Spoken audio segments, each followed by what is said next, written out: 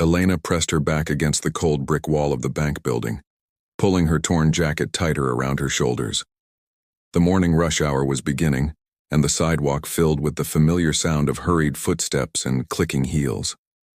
She had been sitting on this corner for 3 days now, watching the same faces pass by. Some averted their eyes quickly, others stared with a mixture of disgust and pity. But most simply looked through her, as if she were part of the concrete beneath them. Her stomach growled painfully, reminding her that the half-eaten sandwich she'd found in a trash bin yesterday was her last meal. Elena tucked a strand of unwashed brown hair behind her ear and tried to remember when she'd last felt truly clean. It seemed like a lifetime ago when she'd been a freshman at the community college, studying art and dreaming of gallery exhibitions. That girl felt like a stranger now, the one who had paintbrushes instead of dirty fingernails, who smelled like vanilla perfume instead of the street. A businessman in an expensive suit approached, talking loudly into his phone about quarterly reports. Elena looked up hopefully, her green eyes meeting his for just a moment. He faltered mid-sentence, his gaze taking in her appearance, the dirt-stained clothes, the cardboard sign that simply read, "Please help," the desperation that she couldn't hide despite her efforts. Instead of compassion, his expression twisted into something like annoyance, as if her very presence was an inconvenience to his day. He stepped wider around her, continuing his conversation as if the interruption had never happened. The memory of her foster mother's words echoed in her mind. "You're 18 now, Elena. You're not our responsibility anymore. We gave you a roof for 3 years. That's more than enough."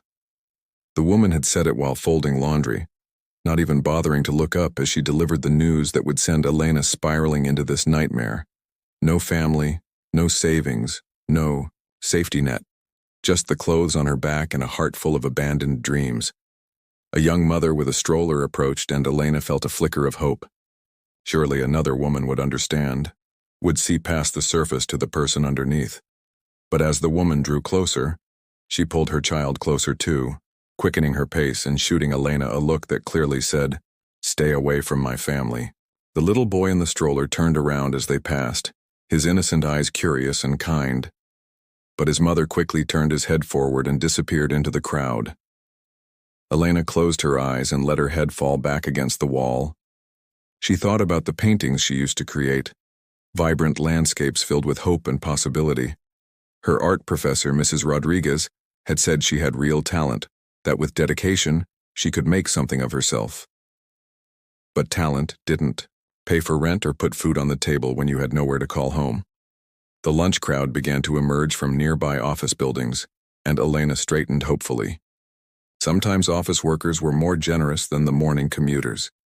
A group of young professionals approached, laughing about something on one of their phones. They were close to her age, maybe just a few years older, and Elena could imagine that in another life she might have been among them, dressed in business attire, carrying a coffee, complaining about deadlines instead of wondering where she'd sleep tonight. One of the women in the group noticed her and nudged her friend, whispering something that made them all glance in Elena's direction. Their laughter died, replaced by uncomfortable silence as they hurried past. Elena caught fragments of their conversation as they moved away. So young. Probably on drugs. Shouldn't give them money, it just enables. The words stung worse than hunger. Elena wasn't on drugs, unless despair counted as a substance.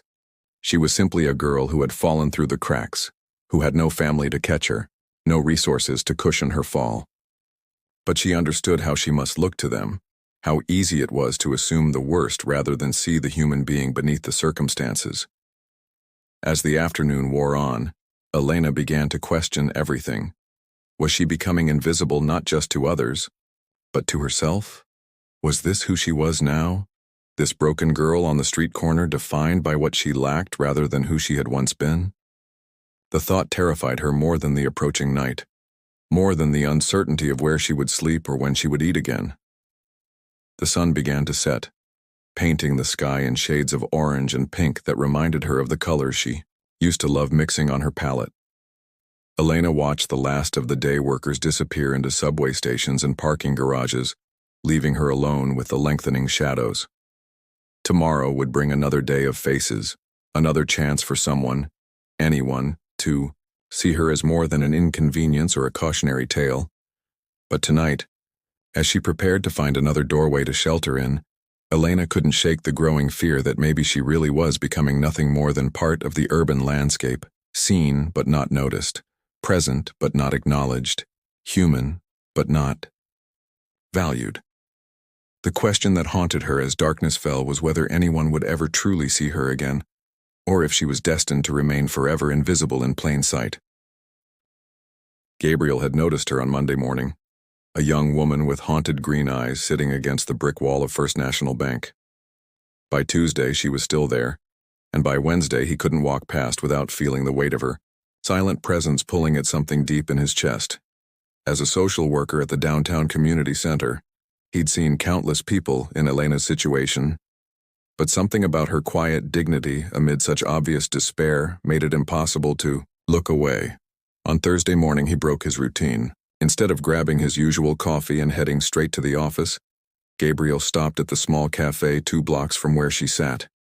He ordered 2 large coffees and a bag of fresh pastries, his hands slightly trembling as he made his way back to the corner where she waited. Elena looked up in surprise as his shadow fell across her cardboard sign. Most people created a wide berth around her, but this man was kneeling down, bringing himself to her eye level. He was handsome in an understated way, dark hair slightly tousled by the morning breeze, warm brown eyes behind wire-rimmed glasses, and a gentle smile that reached all the way to those eyes. "I'm Gabriel," he said softly, extending one of the coffee cups toward her. "I've seen you here the past few days, and I thought you might be hungry." Elena's first instinct was suspicion. Men didn't usually approach her with kindness without wanting something in return. But as she studied his face, she saw only genuine concern. Her cold fingers wrapped around the warm cup, and she nearly cried at the simple pleasure of holding something heated. "Elena," she whispered, her voice hoarse from disuse. Gabriel settled onto the sidewalk beside her, seemingly unbothered by the dirt or the stares of passing pedestrians.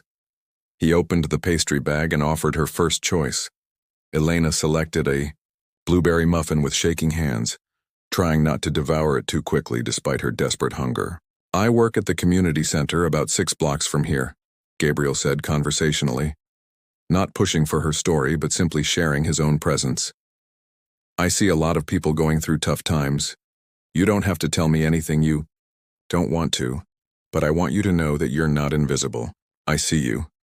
Those 3 words, "I see you," hit Elena like a physical blow. She'd begun to believe she'd become a ghost, existing without truly being alive.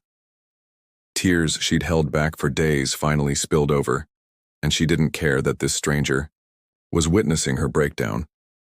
Gabriel didn't try to fix her tears or offer empty platitudes.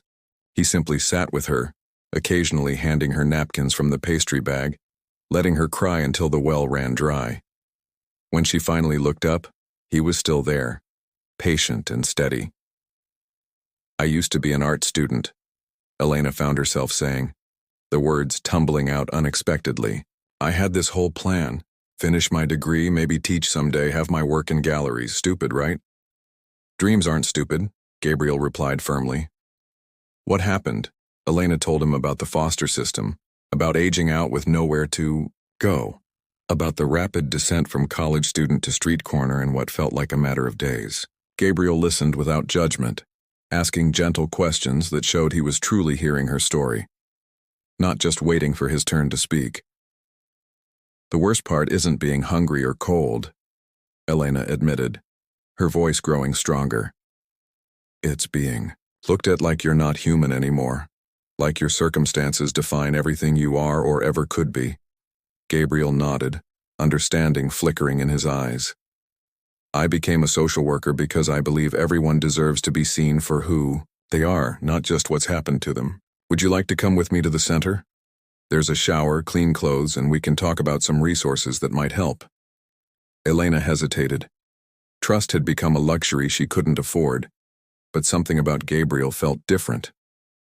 Maybe it was the way he'd sat on the dirty sidewalk without hesitation, or how he'd shared his coffee without making it feel like charity. What if I'm not ready for help? She asked honestly. Then you're not ready, Gabriel said simply. But the offer stands, today and every day after. I walk this way to work every morning.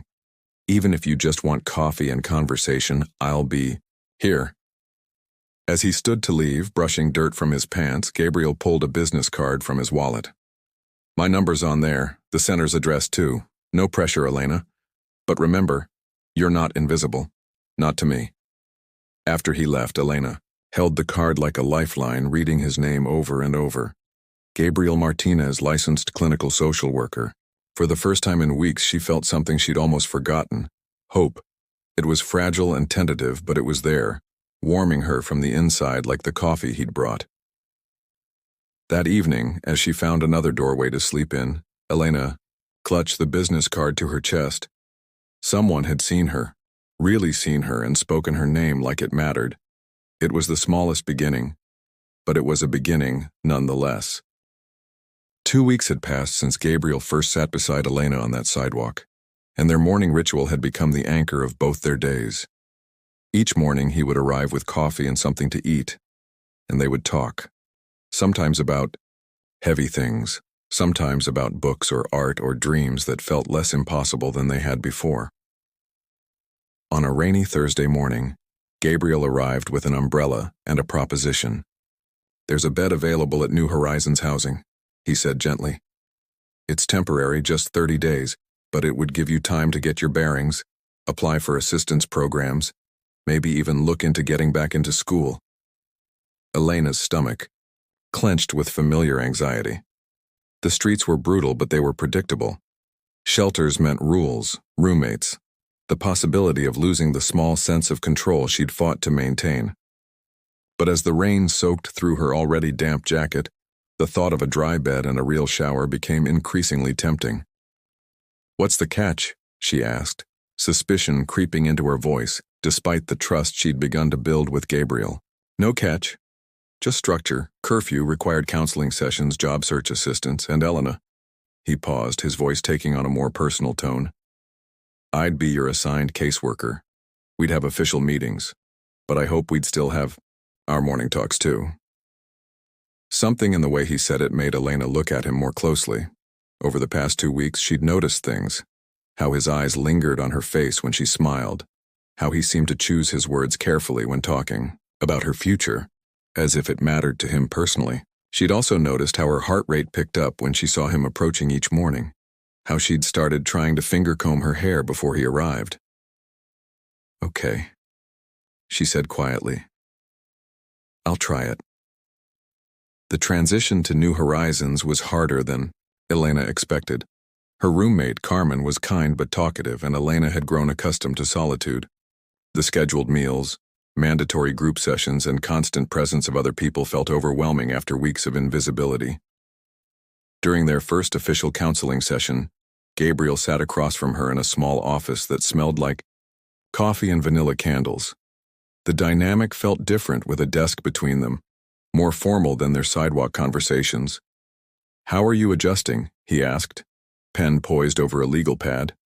Elena shrugged, suddenly feeling the urge to shut down. This felt too much like being processed, being managed. It's fine. Gabriel set down his pen and leaned back in his chair. Elena, can I be honest with you? This feels weird to me too. I've gotten used to talking with you, not interviewing you. His admission broke through her defensive walls. I keep waiting for you to decide I'm too much work, she said softly. Everyone always does eventually. Can I tell you something? Gabriel's voice was gentle but firm. My sister was in foster care. Different circumstances than yours, but I watched her struggle with trusting people who wanted to help. She used to say that kindness felt like a trap because it always ended. Elena's eyes widened. Gabriel had shared pieces of his life during their morning talks, but this felt different, more vulnerable. What happened to her? She learned that some people leave, but others stay. She's married now, has 2 kids, teaches 3rd grade. It took time, and yes, some people did let her down, but the ones who stayed were worth the risk of trusting.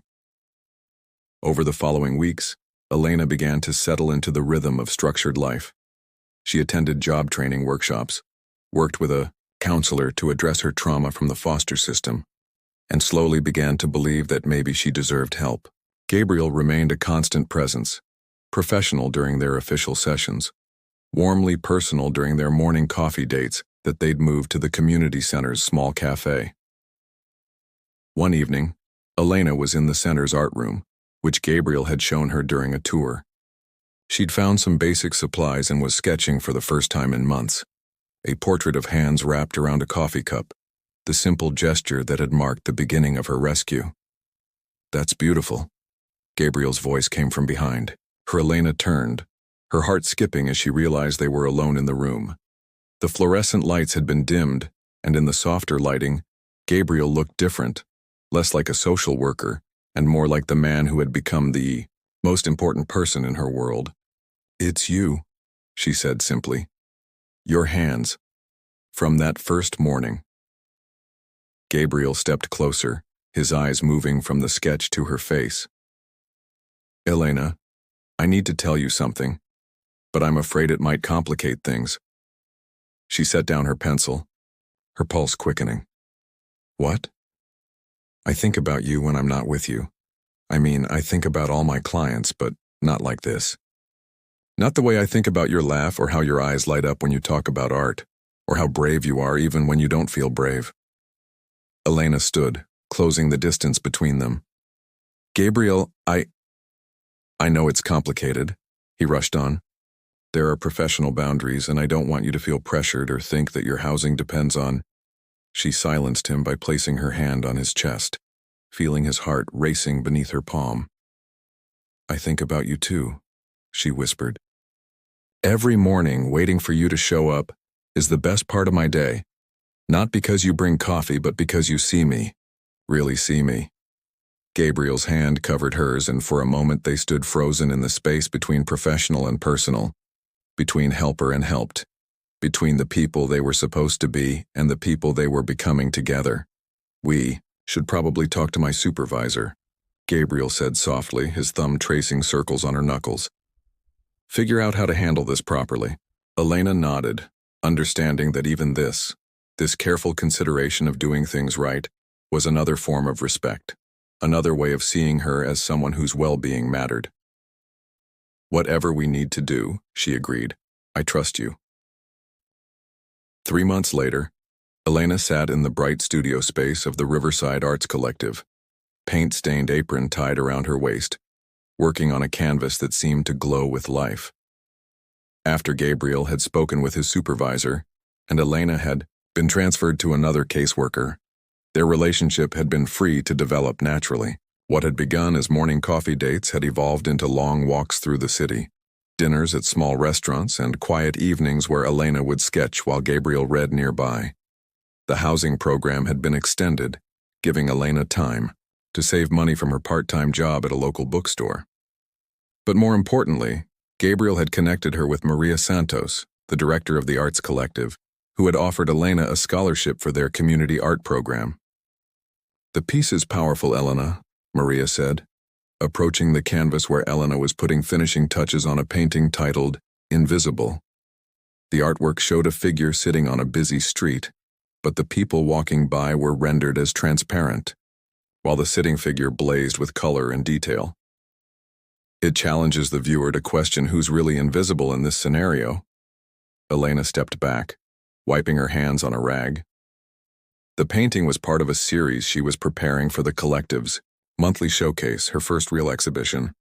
Each piece explored themes of visibility, dignity, and human connection, drawing from her experiences on the street but also from her journey back to herself.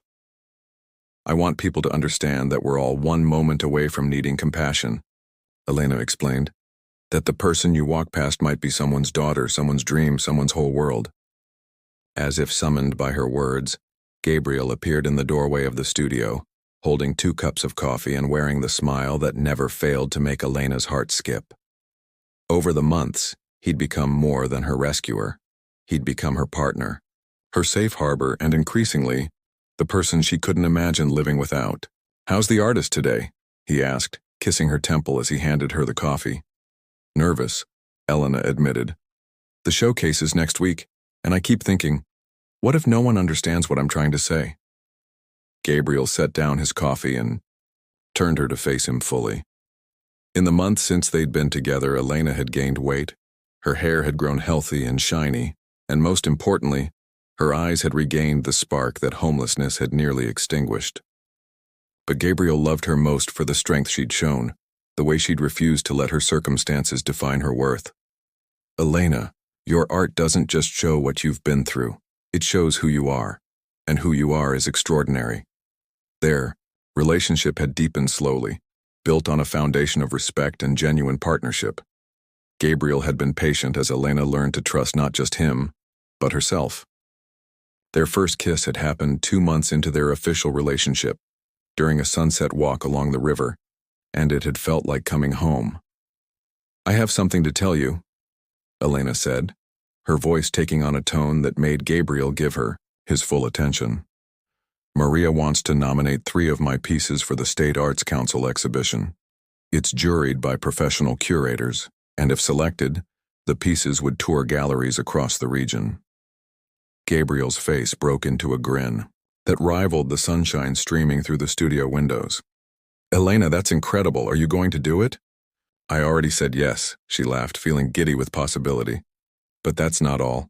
The bookstore wants to make me assistant manager, and with the art sales from the showcase, I'll have enough to move into my own apartment.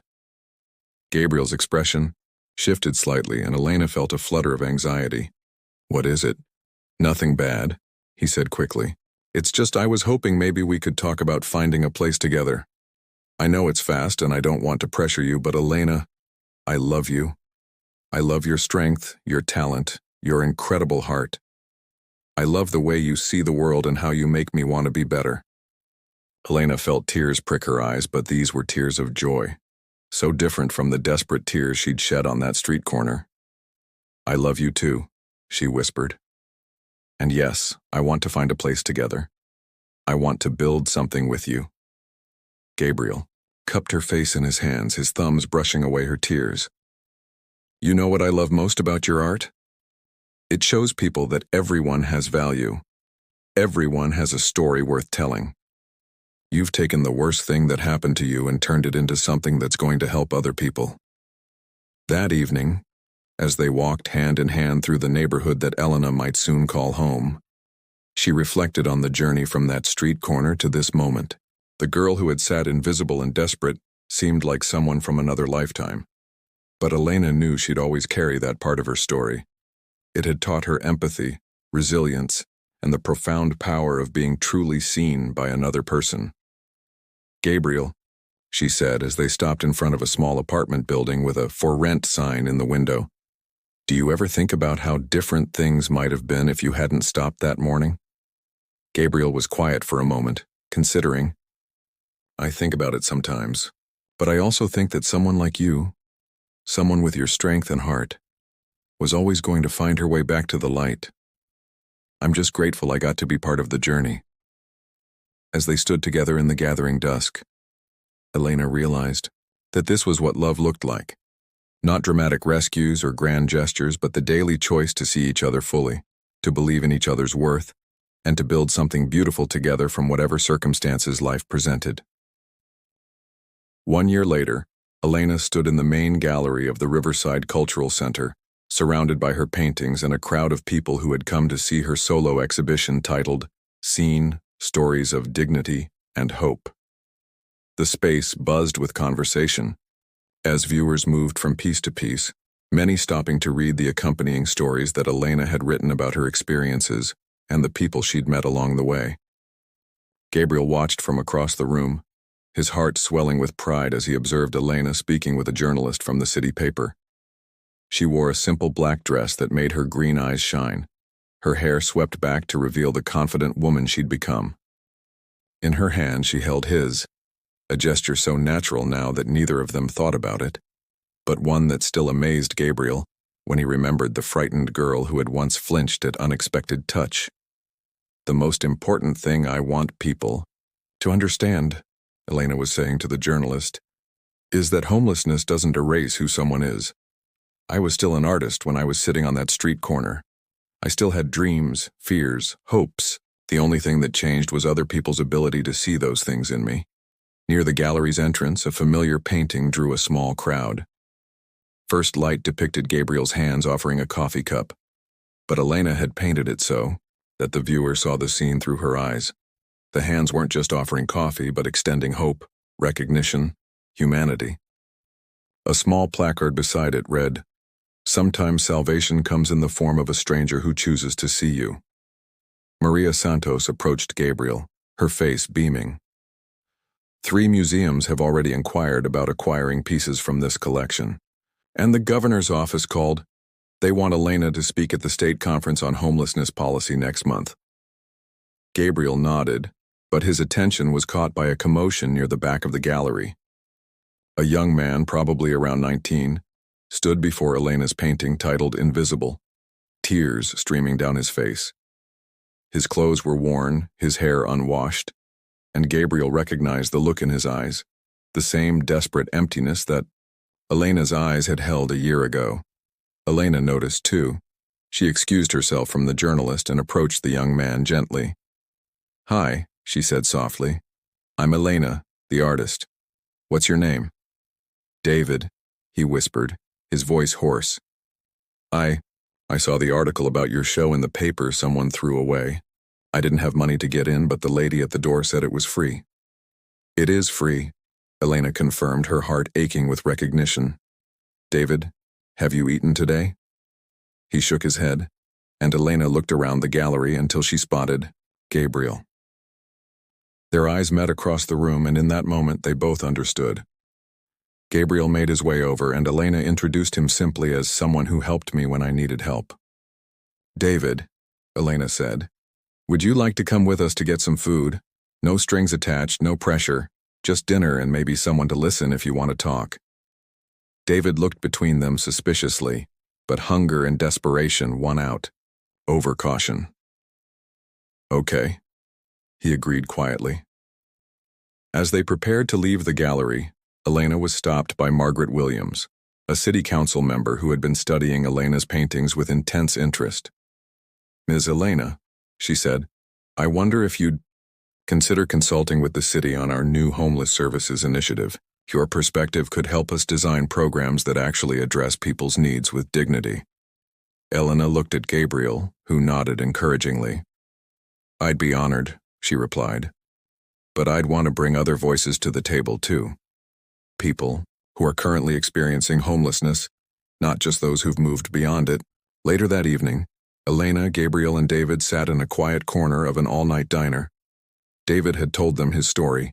Aged out of foster care, lost his job, evicted from his apartment. The details were different from Elena's experience, but the core was heartbreakingly familiar. "The thing is," David said, picking at his second helping of pie, "people look at you like you chose this. Like being homeless is some kind of moral failing instead of just life happening." Elena reached across the table and touched his hand briefly. "I know exactly what you mean. David, I want to help you, but more than that, I want you to know that you're seen. You matter. Your story matters." Gabriel pulled out his business card. He'd been promoted to program director at the community center, and handed it to David. "This is my work number. Call me tomorrow and we'll start figuring out some next steps, housing, job programs, whatever you need." As they walked David to the overnight shelter, Elena reflected on how profoundly her life had changed. She had an apartment with Gabriel, a growing reputation as an artist, and most importantly, a sense of purpose that extended far beyond her own survival. "Do you remember what you told me that first morning?" Elena asked Gabriel as they drove home. "You said I wasn't invisible, that you saw me. I remember. I thought you meant you saw my circumstances, my need for help. But you were seeing something bigger, weren't you? You were seeing who I could become." Gabriel took her hand as they stopped at a red light. "I was seeing who you already were, Elena. The circumstances were just temporary. Your strength, your heart, your talent, that was always there. I just had the privilege of witnessing you remember it." The next morning, Elena returned to the street corner where her journey had begun. She carried a box of coffee and pastries, and sure enough, She found 3 people who had made that spot, their temporary refuge. She sat down on the same piece of sidewalk where she'd once despaired and began offering coffee and conversation. An hour later, Gabriel found her there, having started his own tradition of bringing coffee to people on his way to work. Together they sat with strangers who were becoming friends, proving that sometimes the most profound changes begin with the simplest act of seeing another person's worth. As the morning rush hour began and people hurried past, Elena noticed something different. Some still averted their eyes, but others paused, offered spare change or kind words, stopped to actually talk. Her art exhibition had been covered in the local media, and her story was shifting how people in their city thought about homelessness. The ripple effect that had begun with Gabriel's first offer of coffee now extended far beyond Elena herself. It lived in David's hopeful face as he started a job training program, in the city council's new emphasis on dignity-centered services, in the strangers who now carried extra coffee to share, and in the growing understanding that everyone deserves to be seen, valued, and given a chance to tell their story. Elena squeezed Gabriel's hand as they prepared to start their day, knowing that love, real love, wasn't just about romantic feelings. It was about seeing each other clearly, supporting each other's growth, and working together to create a world where fewer people had to sit invisible on street corners waiting for someone to notice their humanity. In the end, Elena realized, being saved and being seen were the same thing. And the most beautiful part was that once you'd experienced both, you couldn't help but offer them to others.